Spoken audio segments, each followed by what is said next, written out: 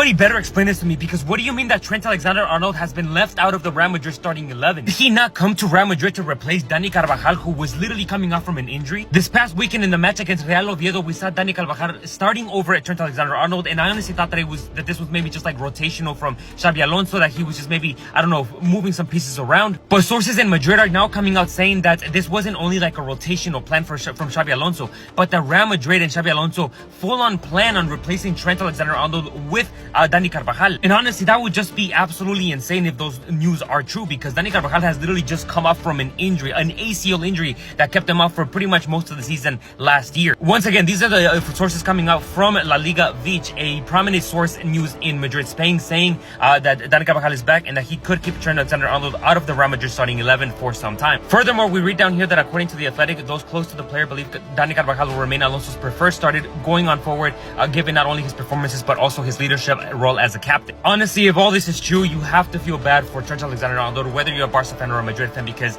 he literally came here to fulfill his dream to play at Real Madrid, and now he's being replaced and he could possibly be in the bench for some time. On the contrary, I think that this also speaks to the great level that Dani Carvajal still has. As a Barcelona fan, I recognize that he is already a legend at Real Madrid, and he's honestly one of the best right backs that has ever played the game, in my opinion. So yeah, those are the news right now, but please, culés madridistas, let me know what you guys think down in the comment section. Drop a follow as usual, and God bless.